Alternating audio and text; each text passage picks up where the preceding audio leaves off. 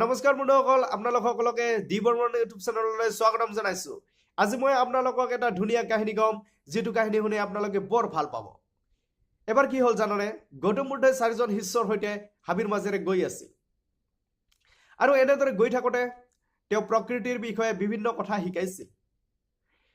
তেওঁ প্ৰকৃতিত থকা জীৱ-জন্তুৰ বিষয়ে, প্ৰকৃতিত থকা চৰাই-চিৰিকটিৰ বিষয়ে, গছ-গছনিৰ বিষয়ে, প্ৰকৃতিক আমি কিয় ৰক্ষা কৰিব লাগে এই বিষয়ে বিভিন্ন কথা শিকাইছিল। আৰু আপোনালোকেতো জানেই যে গৌতম বুদ্ধ আছিল অহিংসাবাদী। তেওঁ কেতিয়াও হিংসা কৰা নাছিল। তেওঁ জীৱ-জন্তুক কেতিয়াও হিংসা অৰ্থাৎ মাৰিব দিয়া নাছিল। আৰু এনেদৰে গৈ থাকোঁতে কিছু দূৰ যোৱাৰ পিছত তেওঁৰ পানী পিয়াহ লাগিছিল। আৰু তেতিয়া এজন শিষ্যক মাতিলে আৰু মাতি আনি ক'লে যে এই হাবিৰ পৰা বা য'ৰ পৰাই নহওক কিয় তুমি মোৰ বাবে খোৱা পানী লৈ আহা। তাৰপিছত শিষ্যজনে গুৰুৰ কথা মতে তেওঁ হাবিৰ চাৰিওফালে চালে আৰু চাই এটা লুংলুঙীয়া বাটেৰে আগবাঢ়ি গ'ল। আৰু এনেদৰে যোৱাৰ পিছত তেওঁ এটা পুখুৰী পালে। সেই পুখুৰীটোত এটা ষাঁড় গৰুৱে পানী খাই আছিল। আৰু যেতিয়া ষাঁড় গৰুটোৱে এই শিষ্যজনক দেখিলে, ষাঁড় গৰুটোৱে বৰ ভয় খালে আৰু ভয় খাই পানীৰ মাজেৰে দৌৰ মাৰি দিলে। আৰু এনেদৰে যোৱাৰ পিছত পুখুৰীৰ গোটেই পানী লেতেৰা হৈ পৰিল। এতিয়া শিষ্যজনে কি কৰিব কি নকৰিব একো উপায় নাপায়। তেওঁ কিছু সময় তাত ৰল। 5-10 মিনিট ৰোৱাৰ পিছত তেওঁ সুদা হাতে গুৰুৰ কাষলৈ আহিল আৰু গুৰুৰ কাষত আহি গোটেই কথাটো বিৱৰি ক'লে। তেতিয়া গুৰুৱে শিষ্যজনক এটা কথাই ক'লে যে তুমি য'ৰ পৰা আহিছা তালৈকে যোৱা আৰু তলৈকে গৈ তাৰ পৰা চাফা পানী লৈ আহা।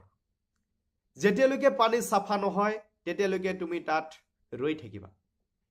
অৰ্থাৎ এটা সময়ত পানী চাফা হ'ব আৰু তাৰ পৰা তুমি সেই পানী লৈ আহিবা। যথামতে কাম।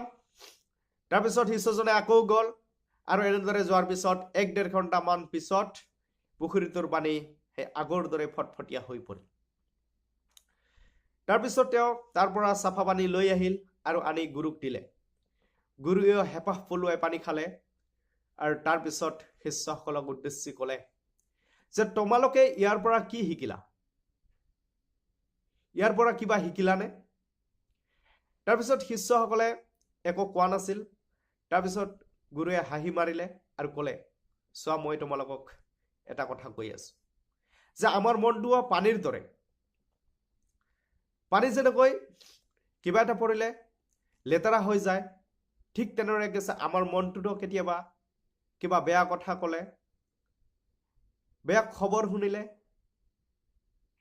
বা কিবা এটা আঘাত পালে আমাৰ মনটো বেয়া হয় বা বেয়া লাগে বা দুখ লাগে।